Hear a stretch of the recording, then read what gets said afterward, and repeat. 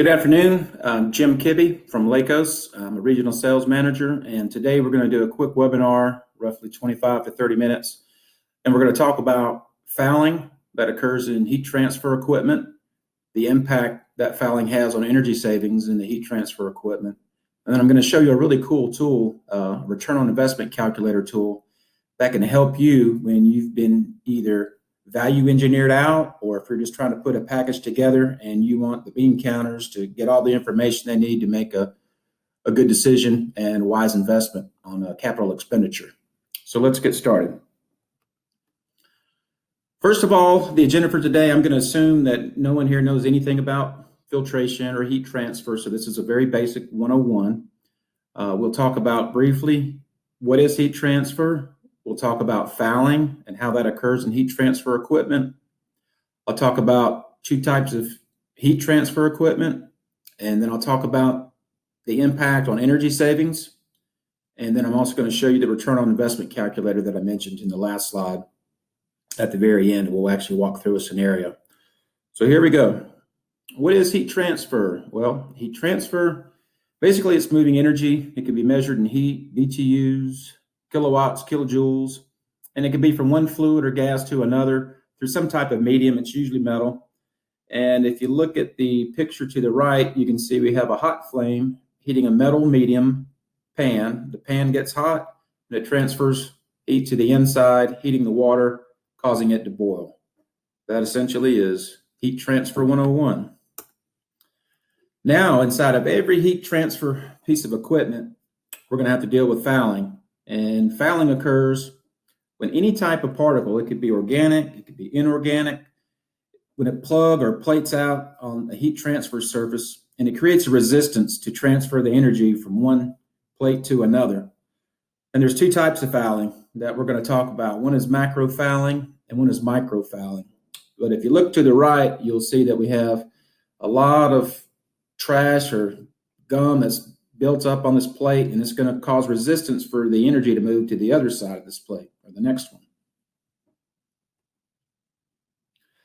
Fouling occurs both macro and micro. You'll see them in both types in the same hydronic system. But it's important to know that Lakos handles everything on the left-hand side. Everything on the left here would be your sand, your silt, scale, rust. It could be mineral deposits. The main one's going to be calcium carbonate. That's the big problem normally.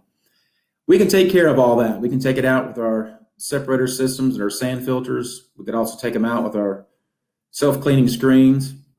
However, everything on the right, microfouling, this can be controlled through separation or mechanical filtration.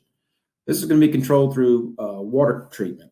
And you could have things like biological growth, biofilms, algae, bacteria, mussels growing. Again, this is all stuff that has to be taken out by the water treatment person and not Lakos. Well, fouling, what happens is many contaminants will actually come together. For example, let's take calcium carbonate. As you take calcium carbonate, a small particle, and you mix it with silica, a small piece of sand, and then you add water, it makes concrete. And that's what has made this hard concrete scale formation on the bottom side of the shell and tube heat exchanger. It's these large particles that we want to take out because they create a lot of our problems. I have a lot of people that will ask me, what about dissolved solids or particles that are under 40 microns, particles that the human eye can't even see? Are these a problem? Typically no, as they don't precipitate out a solution until you reach like 120 degrees F. That's when calcium carbonate will drop out, or if the pH is out of balance. But if you have a good water treatment plan and program in place, your pH should be fine. And in most HVAC systems, we're not going to see skin temperatures, over 120 degrees F. So the bigger the particle, the bigger the problem. Now, heat exchangers. Here we have two types of heat exchangers. On the left here, we have a plate and frame heat exchanger. And then on the right, we have a shell and tube heat exchanger. Plate heat exchangers, they're very, very effective in transferring heat. They're very compact in size. In fact, if you had to size a plate heat exchanger and you also had to size a shell and tube heat exchanger for the same duty, more than likely the plate and frame heat exchanger might be a quarter of the size or take up a quarter of the real estate that a shell and tube would. Another nice thing about the plate heat exchangers is that they have a very high shear stress along the plates. That keeps a lot of the particles in suspension. And this helps to reduce the fouling as well. If you're looking at to use a plate heat exchanger, they have U values or heat transfer coefficients that range anywhere from 500 to 1,000, which is really, really high and would be really, really hard for a shell and tube to accomplish. If you're not familiar with plate and frame heat exchanger, I'm going to click on a link here and I can show you exactly how they operate. Here you can see the hot water entering and traveling downward over every other plate, and then in the bottom we'll have the cold water coming in and traveling upwards and exiting. So we've got a countercurrent flow of hot and cold water, which is one of the ways that really makes the heat exchangers so efficient. Plate heat exchangers. Every plate heat exchanger is designed with a certain flow rate. Reducing the flow just a few gallons per minute can dramatically reduce the plate heat exchanger performance.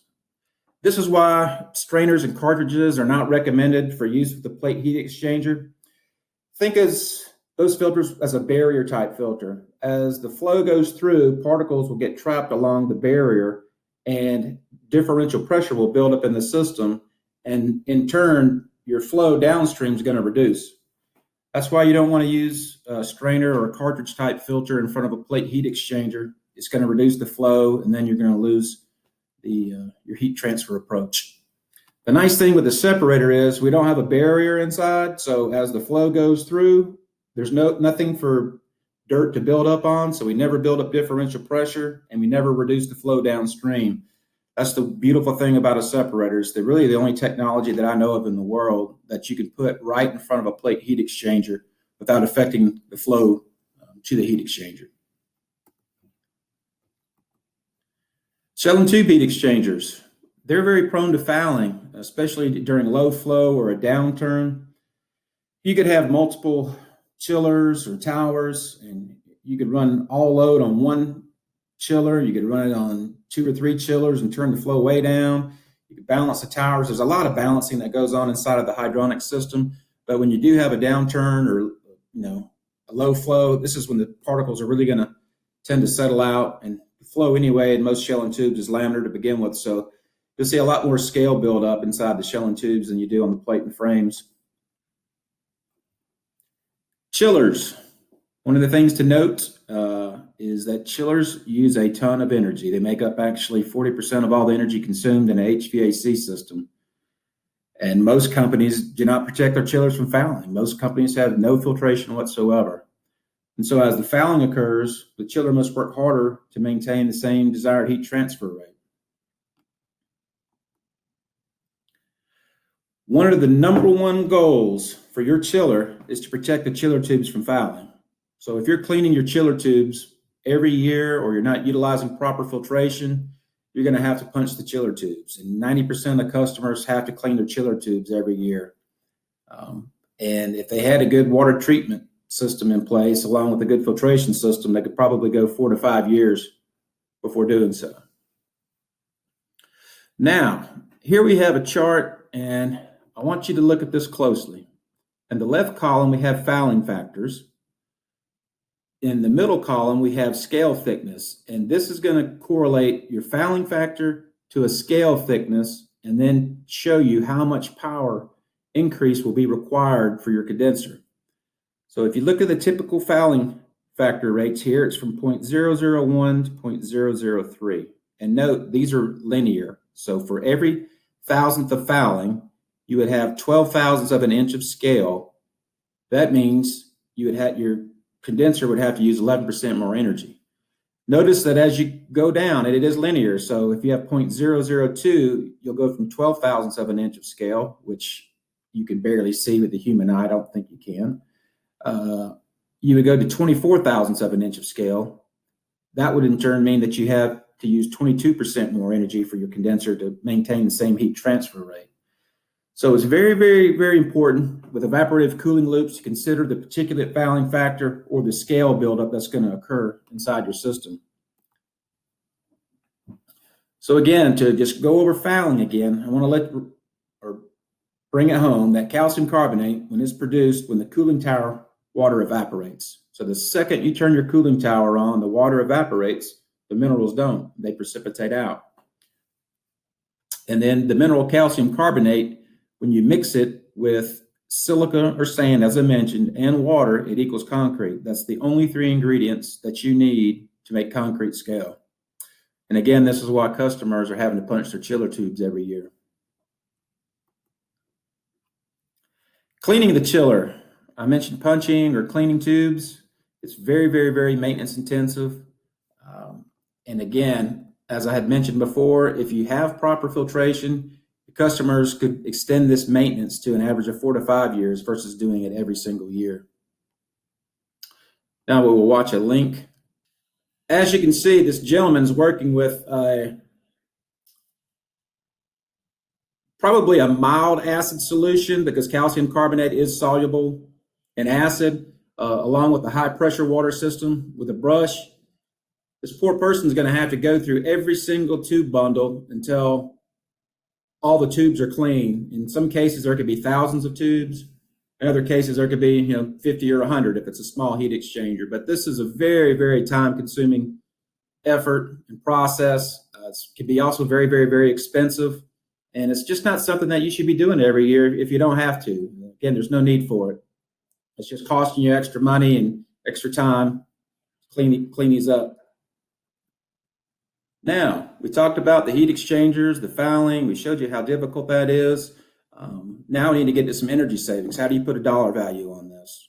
Well, I'm about to show you the cost to operate a chiller. And here we have an example.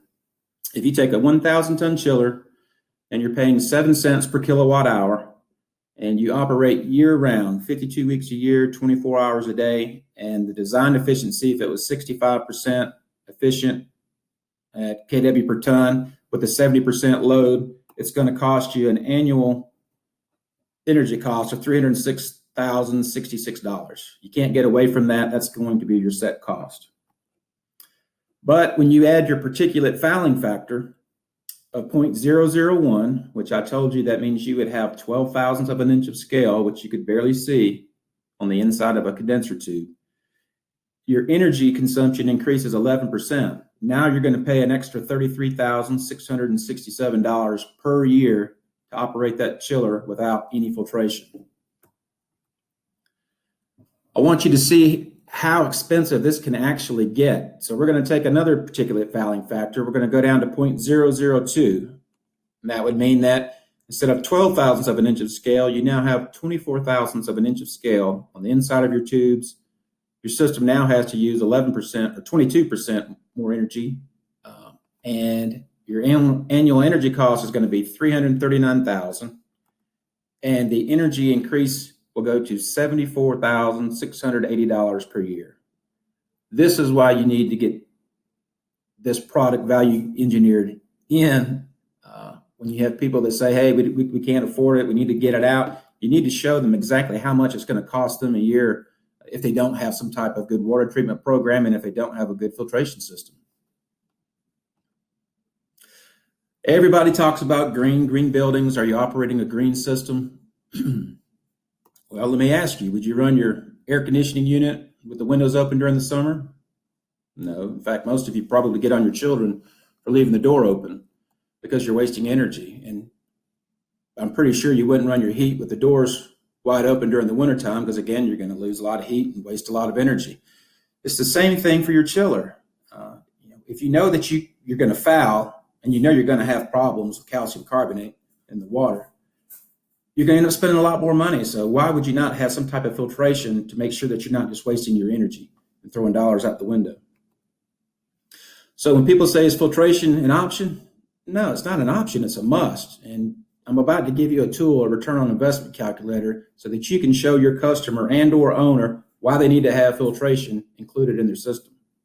Because there's really nowhere else in an HVAC system where you can have this kind of impact on your energy savings. We're talking anywhere from 11 to 33% energy savings just from using filtration and a basin sweeping application, along with a good water treatment program. Most paybacks are less than a year. While there are savings in chemicals, maintenance, and water, those savings are peanuts compared to the amount of energy savings to be realized just from that fouling your HVAC equipment inside your plant. Here we have a return on investment calculator. We have a link you can click on. It'll take you to it. This is available for all of your engineers. It's available to you. You can fill this information out yourself. The only thing that we would need actually would be the input system for the cost, which I'll show you how we do in just a moment.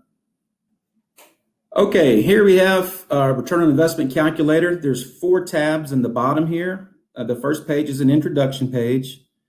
The second page has all the formulas that we use for calculating our return on investment. I won't go through that, but you can read it. You can show your engineers. This is how the calculations, how we came up with those.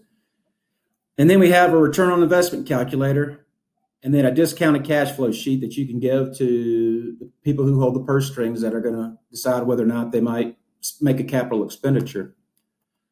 Going to the calculator, we'll do this. I'll just walk through one real quick. As a default, we'll have a labor rate for $65. There's a drop-down box that you have. All you have to do is click on your state. It will publish what the kilowatt per hour is. I'm going to use Georgia just because I live in Georgia. And our kilowatt per hour cost is 9 cents. You go to your customer, or you have them fill out their chiller data. They have 2 chillers. They're 500 tons. They operate 35 weeks out of the year. Over here, we have our fouling factors that we've been talking about. I'm going to use 0.0001. That's probably very, very, very conservative. We'll operate 20 hours a day with a design efficiency of 75% per kilowatt ton. And then the load factors defaults to 80. You can input all of this information that you need. You don't have to use what the default is. Then you put your cooling towers in, your tonnage, how many weeks of the year you operate. And then you come over here, and this is very important. You're going to put your sump dimensions in. So there's 20 by 10 by 1 foot. And then for maintenance, you can put this in here if you want to, how many times you clean it, how many people, any extra costs that you have. I'm going to leave this blank right here because I just want to really show you and focus on the energy savings. But once you plug in your sump dimensions, it's going to go ahead and calculate the square footage of the basin. So that's going to give you your flow rate or put you really close. Now you'll have to decide which system you want to use. And once you know, your pump horsepower will be here, your efficiency, the head on the pump, and then the filtration system. This is going to be the part that you have to input. We know it's going to be, I know this system's $10,000. It includes a valve kit to go with it. Whenever you plug in the total system cost, it's going to default right below for the approximate installation cost, and it defaults at 80%. That's why it's $8,000. If you have to heat trace or if you have to put it in a dog box or if there's any extra costs, you can manually plug this in there to capture those costs. And then down here at the bottom, we're going to look at the benefit from using filtration. We have with filtration on the left and without filtration. And if you look without, you're going to spend $146,000. With filtration, you would spend $132,000. That's your operating cost. Then you do have some reduced maintenance costs because you're not cleaning out the tower or punching tubes every year. But look here, this is going to be the filter operating cost. So when someone says, yeah, it costs me a couple $1,000s to run your system, you said, that's right, we've captured it and I've included it in this cost. And if you look at the benefits down below, the savings in the chiller operating cost is $14,553 a year. Now remember this, because on the next page, I'm going to show you something interesting. So we're at $14,553. Savings and maintenance costs of $13,000. I'm not really worried about that. Payback time is 1 year, 9 months. That's a pretty good payback. And I was using the most conservative fouling factor that we have up there. But note if I go back up to the fouling factor, just say you're in an area where there's farm fields, you're close to a highway, there's lots of people driving by, your fouling is going to be a lot worse. We'll use a 0.002. And so our energy increase is going to go up 22%. So So if we come back down to the bottom, notice we went from $14,000 to $29,000. Your payback went down to 11 months. This is tremendous. And once again, I can't stress, if you're going to value engineer something out, there's no other low-hanging fruit, to find something that you want to keep in. This is it. This has a payback less than 3 years. Most of the time, if you get a payback for something's less than 3 years, they'll go ahead and sign off on it. Here, it's a year to 9 months, anywhere from there to 11 months. This is a very, very, very quick payback. And then the last form is going to be your discounted cash flow. And if we look, this is when you plug all the information in, and it tallies all this for you. You send it to whoever holds the purse strings, the accounting person. They have their capital expenditure, the total amount that's requested. There was $10,000 for the system. There was $8,000 to install it. They're going to have a project life over 5 years for this. Here you can look at your income expense, your tax depreciation, your tax, your after-tax cash flow, and then your discounted cash flow here at the end with the net present value of, looks like over 5 years, you'd save over $63,996. Who in the world would not, agree to use this? Or why would they value engineer something out when you can have an impact on an energy savings like this?